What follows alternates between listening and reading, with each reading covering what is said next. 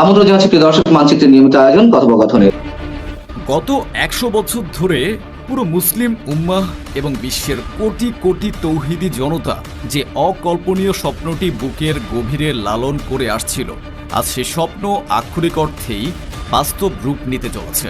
পশ্চিমা বিশ্বের divide and rule বা ভাগ করো ও শাসন করো নীতির কফিনে আজ শতাব্দীর সবচেয়ে বড় এবং চূড়ান্ত পেরেকটি ঠুকে দেয়া হয়েছে, যে আমেরিকা এবং ইসরায়েল যুগের পর যুগ ধরে মুসলিম রাষ্ট্রগুলোর ভেতরের অনৈক্যকে পুঁজি করে ফিলিস্তিন, লেবানন এবং সিরিয়ায় রক্তের হোলি খেলায় মেতেছিল।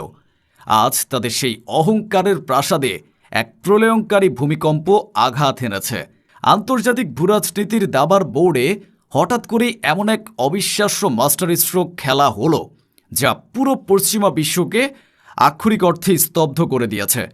কোনো পশ্চিমা মিডিয়া, সিআইএ বা মোসাদ ঘুণাক্ষরেও টের পাওয়ার আগেই পাকিস্তানের রাজধানী ইসলামাবাদে এক ঐতিহাসিক বিদেশ সফরে এসে ইরানের প্রেসিডেন্ট মাসুদ পেজেশকিয়ান এক যুগান্তকারী এবং রক্তহীন করা ঘোষণা দিয়েছেন।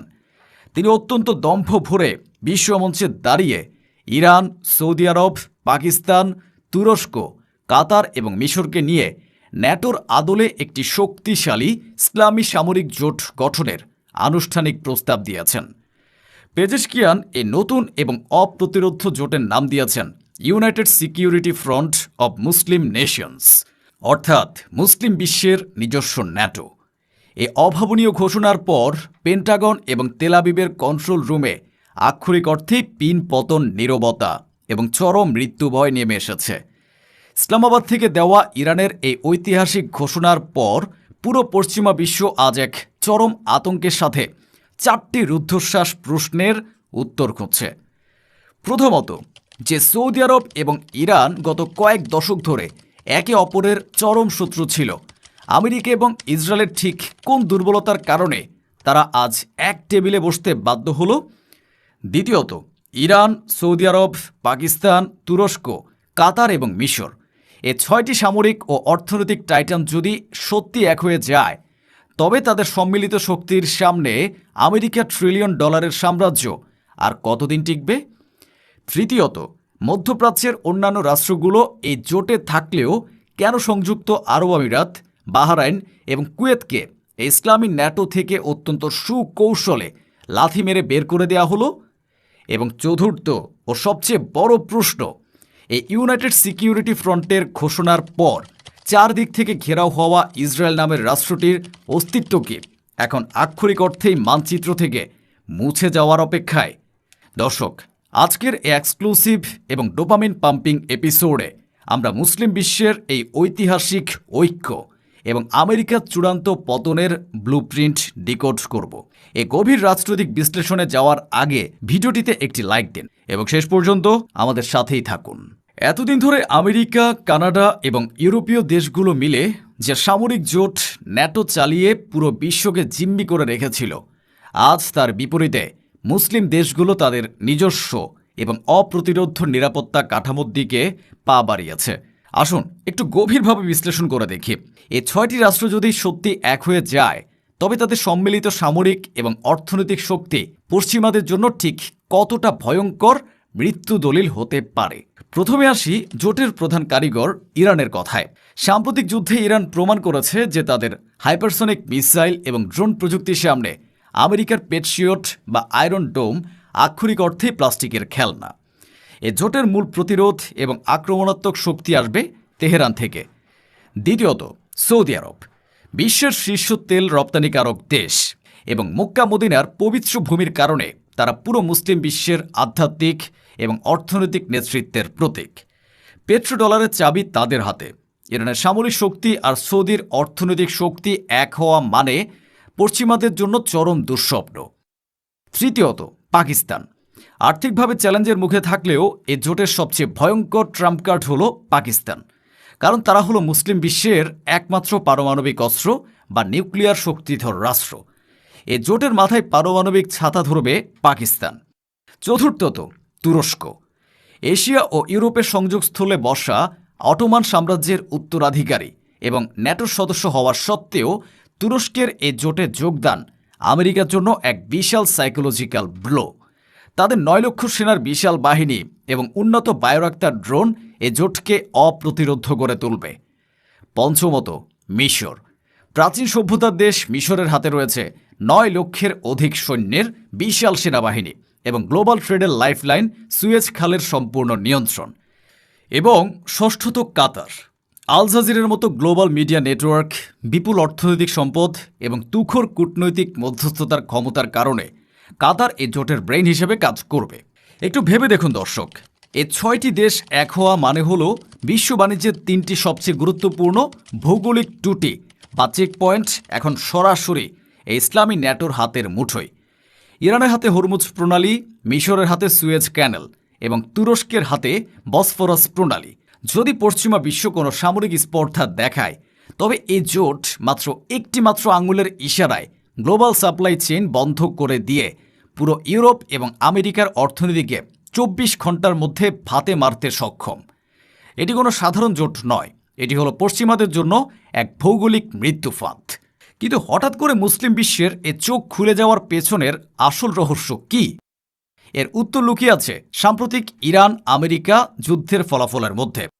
যেদিন থেকে ইরান তাদের ভূগর্ভস্থ মিসাইল সাইলো থেকে আমেরিকার ঘাঁটির উপর সরাসরি আঘাত হেনে প্রতিরোধ গড়ে তুলেছে, ঠিক সেদিন থেকেই মধ্যপ্রাচ্যের পুরো সমীকরণ উল্টে গেছে। সৌদি আরব এবং কাতারের মতো দেশগুলো, যারা এতদিন নিজেদের নিরাপত্তার জন্য আমেরিকার পকেটে বিলিয়ন বিলিয়ন ডলার ঢেলেছে, তারা আজ অত্যন্ত পরিষ্কারভাবে বুঝে গেছে যে আমেরিকা আর মধ্যপ্রাচ্যে একক বা অপরাজেয় কোনো সুপার পাওয়ার নেই। তারা দেখেছে আইআরজিসির মিসাইলের সামনে আমেরিকা নিজেদের ঘাঁটি রক্ষা করতে পারে না, সেখানে তারা আরবদের কি রক্ষা করবে? তাই আমেরিকার ভরসায় বসে না থেকে ইরানের সাথে সরাসরি সমন্বয় এবং ঐক্য গড়ার মাধ্যমেই মধ্যপ্রাচ্যের আসল নিরাপত্তা নিশ্চিত করা সম্ভব। এই চরম সত্যটি আজ আরবরা অনুধাবন করতে পেরেছে। আমেরিকা আজ মধ্যপ্রাচ্যের মাটিতে সম্পূর্ণ প্রাসঙ্গিকতা হারিয়েছে। তবে এই ঐতিহাসিক ঘোষণার সবচেয়ে তাৎপর্যপূর্ণ এবং ইন্টারেস্টিং বিষয় হল, মধ্যপ্রাচ্যের অধিকাংশ রাষ্ট্র এ জোটে থাকলেও সংযুক্ত আরব আমিরাত, বাহরাইন এবং কুয়েতের মতো দেশগুলোকে এই ইউনাইটেড সিকিউরিটি ফ্রন্ট থেকে অত্যন্ত সুকৌশলে এবং চরম অপমানের সাথে লাথি মেরে বাইরে রাখা হয়েছে। কারণ এই দেশগুলো আব্রাহাম অ্যাকর্ডসের মাধ্যমে ইসরায়েলের দালালি করছে এবং নিজেদের মাটিতে মার্কিন ঘাঁটি বসিয়ে মুসলিম উম্মার সাথে বিশ্বাসঘাতকতা করেছে। ইরান এবং পাকিস্তান অত্যন্ত কড়া ভাষায় বুঝিয়ে দিয়েছে, পশ্চিমাদের পাচাটা কোনো মোনাফেক রাষ্ট্রের জায়গা এই নতুন ইসলামী ন্যাটোতে হবে না। গতকাল পাকিস্তানের ইসলামাবাদে অত্যন্ত গভীর এবং আধ্যাত্মিক একটি তাৎপর্যপূর্ণ ঘটনা ঘটেছে। সম্পূর্ণ ইসলামী ঐতিহ্য মেনে ইরানের প্রেসিডেন্ট মাসুদ পেজেশকিয়ান সেখানে একটি বৃক্ষ রোপণ করেছেন। নবী করিম সাল্লাল্লাহু আলাইহি ওয়াসাল্লাম যে কোনো শুভ কাজের সূচনায় বৃক্ষরোপণ করতেন। পেজেশকিয়ান এ সুন্নাহ অনুসরণ করে পুরো বিশ্বকে বার্তা দিয়েছেন যে ইসলামী ন্যাটোর এই বীজ আজ বপন করা হলো, তা একদিন ফুলে ফলে ভরে উঠবে এবং পুরো মুসলিম উম্মাহকে ছায়া দেবে। এটি শুধু একটি গাছ নয়, এটি হলো মুসলিম বিশ্বের হারানো আত্মসম্মান ফিরে পাওয়ার প্রতীক। এই 6 রাষ্ট্রনেতা যদি তাদের ক্ষুদ্র রাজনৈতিক স্বার্থের ঊর্ধ্বে উঠে সত্যি এ জোটকে সামরিকভাবে অপারেশনাল করতে পারেন, তবে গাজা, ওয়েস্ট ব্যাংক, সিরিয়া এবং লেবাননে চলমান দীর্ঘদিনের মানবিক সংকটের চিরতরে অবসান ঘটবে। ইসরায়েল আজ পর্যন্ত যে দাদাগিরি দেখিয়েছে তা শুধুমাত্র মুসলিম বিশ্বের বিভেদের কারণে, কিন্তু পারমাণবিক পাকিস্তান, সামরিক শক্তিসম্পন্ন ইরান এবং তুরস্ক এবং অর্থনৈতিক পরাশক্তি সৌদি আরব যখন এক ছাতার নিচে দাঁড়াবে, তখন তেল আবিবের বাংকারে বসে নেতানিয়াহুর কলিজা আক্ষরিক অর্থেই শুকিয়ে যাবে। দর্শক, গত 100 বছর ধরে যে মুসলিম জাতিকে সন্ত্রাসবাদের তকমা দিয়ে নেতিবাচক ন্যারেটিভ ছড়িয়ে পশ্চিমাদের গোলাম বানিয়ে রাখা হয়েছিল, আজ সেই জাতির পুনরুত্থানের সময় এসে গেছে। পেজেশকিয়ানের এই ইউনাইটেড সিকিউরিটি ফ্রন্ট হল পশ্চিমা সাম্রাজ্যের বুকে আছড়ে পড়া সবচেয়ে বড় রাজনৈতিক এবং সামরিক সুনামি।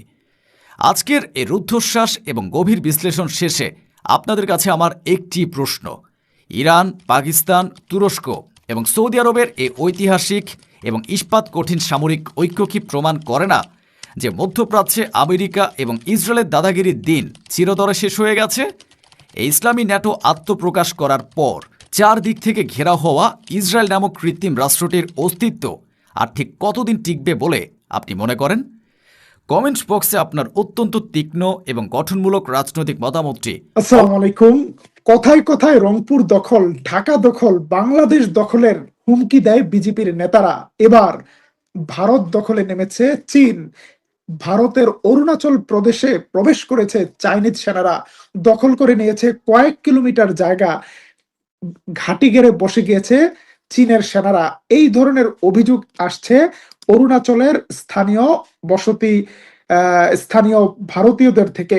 আজকে আনন্দবাজার পত্রিকা রিপোর্ট করেছে অরুণাচলে ভারতের জমি দখল করেছে চীন, চাষের ক্ষেত, পশুচারণের জমি বেহাত, অভিযোগ জনজাতি সংঘের। আমরা আমরা ভারতীয় একটি মিডিয়ার একটা প্রতিবেদনও খানিকটা শোনাতে চাই তুর্কিপিডিয়ার দর্শকদের। গ্রাস করতে চাইছে চীন। ভারতের অরুণাচল প্রদেশকে গ্রাস করতে চাইছে চীন। বেজিং এর শকুনের নজর। বেজিং এর বিরুদ্ধে একের পর এক জমি দখলের অভিযোগ। ভারতীয় ভূখণ্ডে রাস্তা ও সেনা শিবির। অরুণাচলের এই 5টি এলাকা এখন হাই রিস্কে। এতদিন যারা কলকাতায় ভারতের বিভিন্ন শহরে ধুতি পরে লাঠি নিয়ে রেফ রাইড করেছে, মুসলমানদেরকে হুমকি ধামকি দিয়েছে, সেই জয় শ্রীরাম বলা গুন্ডাদেরকে এবার পাঠিয়ে দিক অরুণাচলে। দেখা যাবে তাদের ধুতি কতটুকু টাইট থাকে। অনেক বীরত্ব দেখিয়েছে সাধারণ মানুষের উপর, এবার তাদেরকেই পাঠিয়ে দেয়া হোক সীমান্তে, দেখা যাবে কতটুকু কোমরের জোর রয়েছে। আজকে দিল্লির দাদাদের জন্য অনেকগুলো দুঃসংবাদ রয়েছে। চীন থেকে, বাংলাদেশ থেকে যারা আমাদের লাইভ দেখছেন, কে কোথা থেকে দেখছেন কমেন্টে জানাবেন। আপনারা দেখছেন তুরস্ক থেকে প্রচারিত তুর্কিপিডিয়া নিউজ। আজকে 30 জুন বাংলাদেশ ভারত সম্পর্ক, বাংলাদেশ চীন সম্পর্ক এবং ইরানের সবশেষ আপডেট জানাবো এই লাইভে। প্রিয় দর্শক, বাংলাদেশ সেনাবাহিনী নিয়ে নতুন করে অপপ্রচারে নেমেছে ভারতীয় গুদি মিডিয়া। ভারতের বিজেপি পন্থী সোশ্যাল মিডিয়া অ্যাক্টিভিস্টরা একের পর এক বাংলাদেশ সেনাবাহিনীর বিরুদ্ধে কুৎসা রটাচ্ছে। কেন?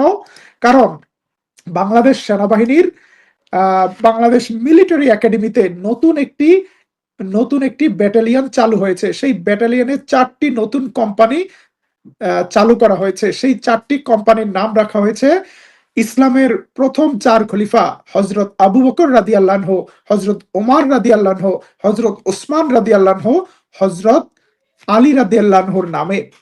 এই ঘটনায় বাংলাদেশিরা যার পর নাই খুশি। যারা দেখছেন তাদের কেমন লাগছে কমেন্টে জানাবেন। বাংলাদেশে ইসলামের শ্রেষ্ঠ খলিফাদের নামে বাংলাদেশ মিলিটারির কোম্পানির নামকরণ করায় বাংলাদেশিরা খুশি হলেও চটেছে নরেন্দ্র মোদী, দিল্লি, কলকাতার দাদাবাবুরা। তারা বলছে বাংলাদেশ সেনাবাহিনীতে নাকি ইসলামীকরণ করা হচ্ছে, বাংলাদেশ সেনাবাহিনী নাকি ইসলামের দখলে চলে যাচ্ছে।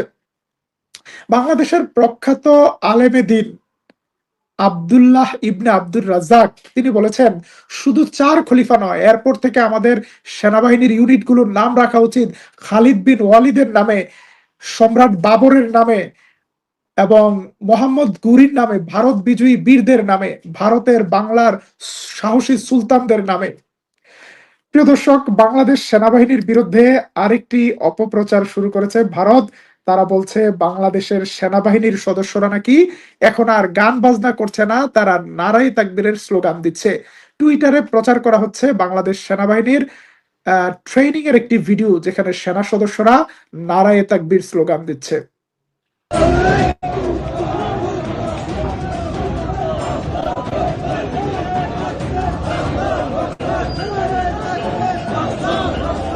There was a time when the lead vehicle would play various kinds of songs, including military marching songs.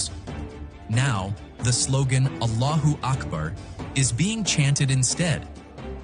During the midterm phase of recruit training, Bangladesh সেনাবাহিনীর নতুন সদস্যদের রিক্রুট করার সময় ট্রেনিং এ নারায়ে তাকবীর, আল্লাহু আকবার শোনা যাচ্ছে।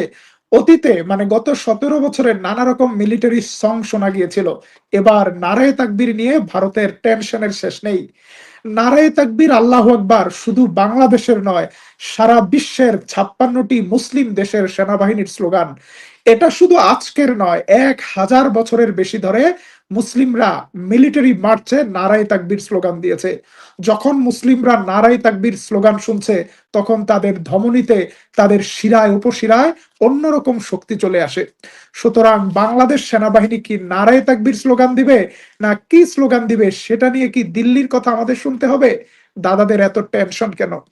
শুধু নারায়ে তাকবীর স্লোগান নয়, বাংলাদেশ সেনাবাহিনী চীন থেকে, তুরস্ক থেকে নতুন নতুন সামরিক সরঞ্জাম সংগ্রহ করছে, তা নিয়েও দাদাদের টেনশনের কোনো শেষ নেই।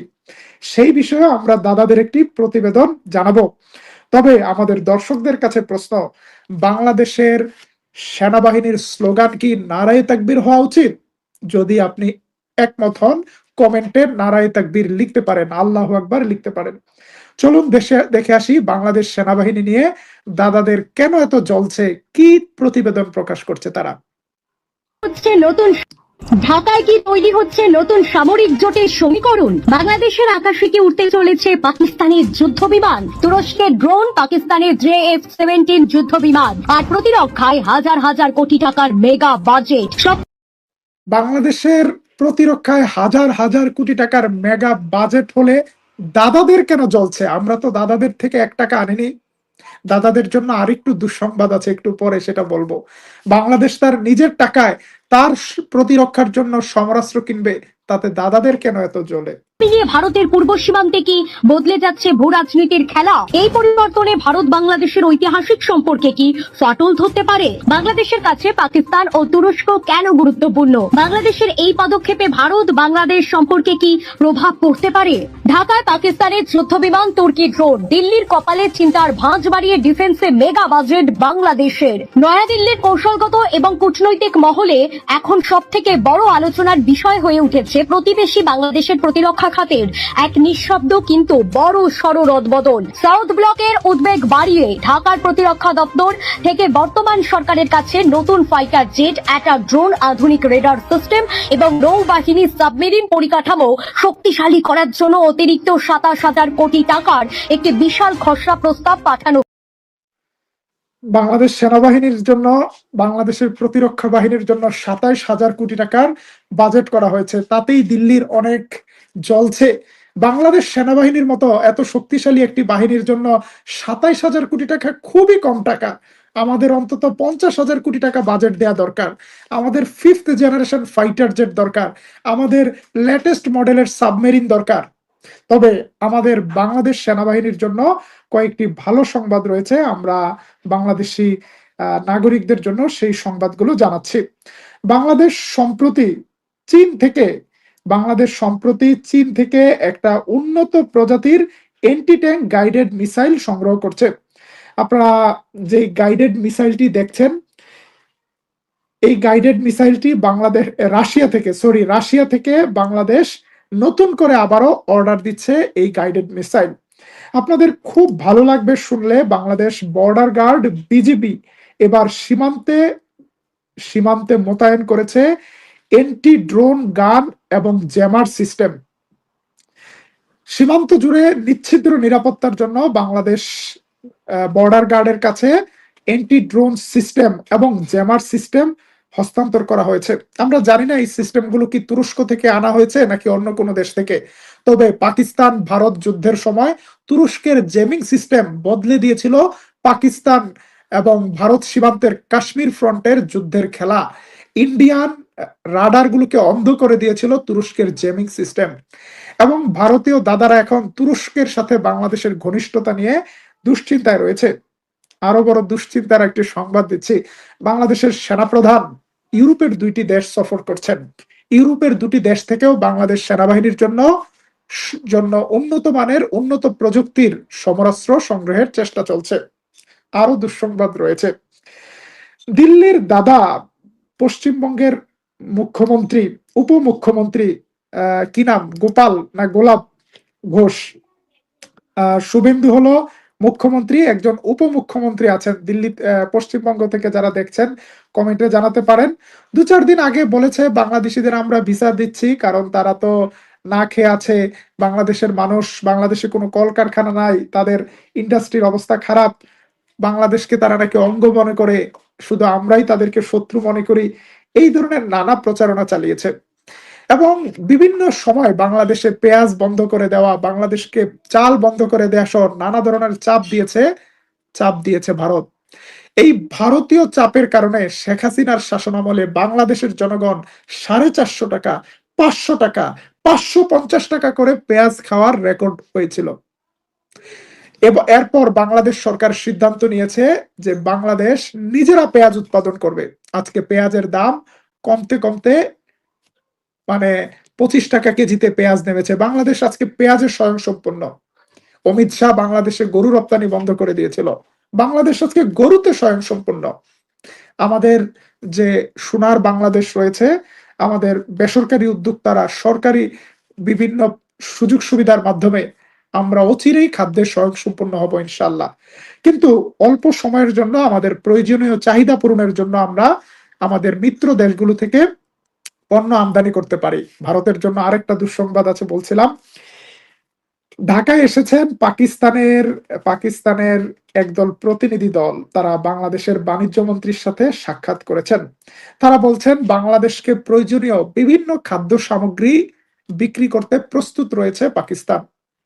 বাংলাদেশের মানুষের হাতে টাকা রয়েছে, যাদের হাতে টাকা রয়েছে তাদের জন্য খাদ্য আমদানি করা কোনো সমস্যা না। 2 টাকা বেশি লাগলে আমরা অন্য দেশ থেকে খাদ্য আমদানি করব। কিন্তু ভারতের কাছে মাথা নত করার কোনো সুযোগ কি আমাদের আছে? প্রিয় দর্শক, আমরা আপনাদেরকে একটা গল্প বলতে চাই। সেই গল্পটা ইরানের গল্প। ইরান যখন মার্কিন যুক্তরাষ্ট্রের সাথে প্রতিযোগিতায় নেমেছিল আয়াতুল্লাহ আলী খামেনির শাসনামলে, সেই সময় আমেরিকার প্রেসিডেন্ট রোনাল্ড রিগান ইরানকে হুমকি দিয়েছিল। ইরানকে বলেছিল, ইরান তোমরা যদি বেশি বাড়াবাড়ি করো তাহলে আমরা তোমাদের খাদ্য রপ্তানি বন্ধ করে দেব, তোমরা না খেয়ে থাকবা। কিন্তু আয়াতুল্লাহ খামেনি জবাব দিয়েছিলেন, রোনাল্ড রিগান ভুলে যেও না আমরা মুসলমান জাতি, প্রতি বছর আমরা 1 মাস রোজা রাখার ট্রেনিং নেই, প্রয়োজনে আমরা সেই ট্রেনিং বাড়িয়ে দেব, কিন্তু আমরা আমেরিকার কাছে মাথা নত করব না। ঠিক তেমনি ভাবে আমাদের সময় এসেছে, 2 টাকা বেশি লাগলে আমরা অন্য দেশ থেকে প্রয়োজনে খাদ্য আমদানি করব। কিন্তু ভারত আমাদেরকে পেঁয়াজ বন্ধ করে, রসুন বন্ধ করে, আলু বন্ধ করে, কোনো কিছু বন্ধ করে আমাদেরকে যেন চাপ দিতে না পারে। ভারতের এই উপমুখ্যমন্ত্রী পশ্চিমবঙ্গের দিলীপ ঘোষ, নামটা মনে পড়েছে, দিলীপ ঘোষ বলছে বাংলাদেশে কোনো শিল্প কারখানা নাই, বাংলাদেশ গরিব দেশ, বাংলাদেশে কিছু হয় না। আজকে দিলীপ ঘোষের জন্য আমরা তথ্য প্রমাণ দিয়ে দেখাতে চাই, শুধু পশ্চিমবঙ্গ নয়, আপনার 5টি রাজ্য নিয়ে আসেন বাংলাদেশের পাশের, সেই 5টি রাজ্য মিললেও বাংলাদেশের চেয়ে দরিদ্র। বাংলাদেশের অর্থনীতি ভারতের 5টি সম্মিলিত রাজ্যের চেয়ে বড়। সঠিক চিত্রটা আমরা তুলে ধরতে চাই। দেখুন, ভারতের বাংলাদেশের পার্শ্ববর্তী 5টি রাজ্য, পশ্চিমবঙ্গ, আসাম, ত্রিপুরা, মেঘালয়, এই সবগুলো মিলিয়ে আয়তন 2,21,192 বর্গ কিলোমিটার। 2 লক্ষ। আর বাংলাদেশের আয়তন 1,47,570 বর্গ কিলোমিটার। আয়তনে ছোট হওয়ার পরও বাংলাদেশের জিডিপি $501 বিলিয়ন। আবারও শুনে রাখুন, $501 বিলিয়ন। ভারতের 5টি রাজ্যের সম্মিলিত জিডিপি $345 বিলিয়ন। আর শুধু পশ্চিমবঙ্গের ধরলে সেটা আরো অনেক কম। কিসের বড়াই দেখায় পশ্চিমবঙ্গ বাংলার সাথে? আমরা পশ্চিমবঙ্গের উপর নির্ভরশীল। এবং বাংলাদেশের মাথাপিছু আয় $2,856 মার্কিন, যেখানে 5টা রাজ্য একসাথে করলে $2,370 মার্কিন। আপনি যদি বাংলাদেশের সাথে ত্রিপুরার তুলনা করেন, কোনো তুলনা হয় নাকি? ত্রিপুরাতে কি আছে? ভারত যা কিছু করেছে তার সবকিছু মুম্বাইয়ে, সবকিছু দিল্লিতে, সবকিছু তামিলনাড়ুতে, বেঙ্গালুরুতে, চেন্নাইয়ে। পূর্ব ভারতে কি আছে? কিছু নেই। এরা আমাদের সাথে বাহাদুরি দেখাতে আসে। প্রিয় দর্শক, আজকে আমরা আপনাদেরকে ইরান থেকে কিছু গুরুত্বপূর্ণ সংবাদ দেব। ইরানের নিহত নেতা আয়াতুল্লাহ আলী খামেনির জানাজায় অংশগ্রহণ করবেন বাংলাদেশের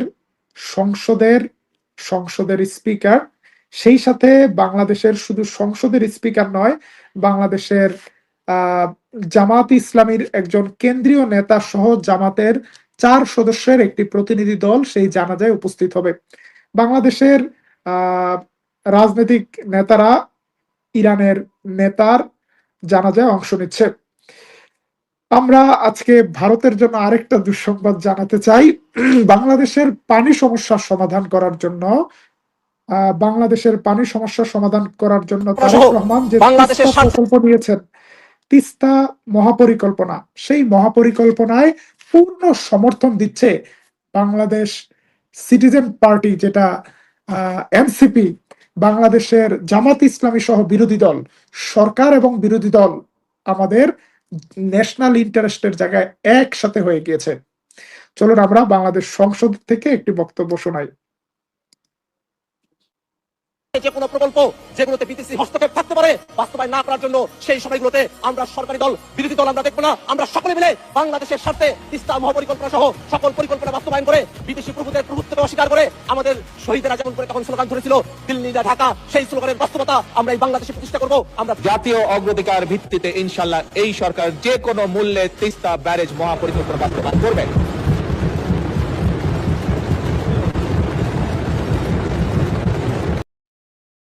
প্রিয় দর্শক, বাংলাদেশের জাতীয় সংসদে এখন ক্ষমতাসীন দল বিএনপি এবং বিরোধী দল জামাত ইসলামী এনসিপি। অথচ এই এনসিপি, বিএনপি, জামাত এরা সবাই হাসিনার বিরুদ্ধে একসময় মাঠে ছিল। অর্থাৎ দিন শেষে সরকারি দল বিরোধী দল জাতীয় স্বার্থে একসাথে কাজ করবে এই ঘোষণা দিয়েছে। প্রধানমন্ত্রী তারেক রহমানের সাথে সাম্প্রতিক সময় হ্যান্ডশেক করেছে বিরোধী দলের নেতা জামাতের আমির ডাক্তার শফিকুল ইসলাম।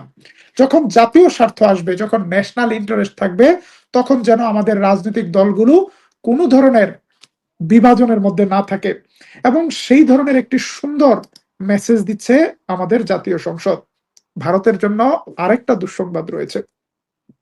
বাংলাদেশে ভারতের একজন বিশ্বস্ত মিত্র, তাবেদার, জাসদ বাসদ অসৎ নেতা ইনুর, হাসানুল হক ইনুর আজকে 10 বছরের সশ্রম কারাদণ্ড হয়েছে। 10 বছর নয়, হাসানুল হক ইনুর 3টি মামলায় 30 বছর কারাদণ্ড হয়েছে। কিন্তু একসাথে একই সময়ে যদি জেল কাটে, তাহলে অন্তত 10 বছর জেলে থাকতে হবে হাসানুল হক ইনুকে। 6 জন জুলাই বিপ্লবের সময় 6 জন বাংলাদেশি নাগরিককে হত্যার প্ররোচনা দেওয়ার অভিযোগে 10 বছরের কারাদণ্ড হয়েছে। ইনুর স্ত্রী বলেছে এটা অবিচার হয়েছে। আমরাও মনে করি এটা অবিচার হয়েছে। 6 জন মানুষকে হত্যা করার শাস্তি কি 10 বছরের কারাদণ্ড হতে পারে? এটা কি অবিচার না? ইনুর বিচার কি হওয়া উচিত ছিল? ইনু দীর্ঘদিন ধরে যেই ব্যক্তির একটা চেয়ারম্যান হওয়ার ভোট ছিল না, আওয়ামী লীগের ভোটে নির্বাচিত হয়ে মন্ত্রী হয়েছে, এবং খালেদা জিয়ার বিরুদ্ধে জঘন্য ভাষায় কথা বলতো ইনু। বাংলাদেশের বিরোধী দলের নেতাদেরকে, তৎকালীন নেতাদেরকে ফাঁসি দেওয়ার জন্য ইনুর বড় ভূমিকা রয়েছে, এবং জুলাই বিপ্লব দমন করার জন্য ইনু অনেক রকম প্ররোচনা দিয়েছে শেখ হাসিনাকেও। আজকে ইনুর বিচার হয়েছে, তবে ইনুর বিচার নিয়ে কোনো পক্ষই সন্তুষ্ট নয়।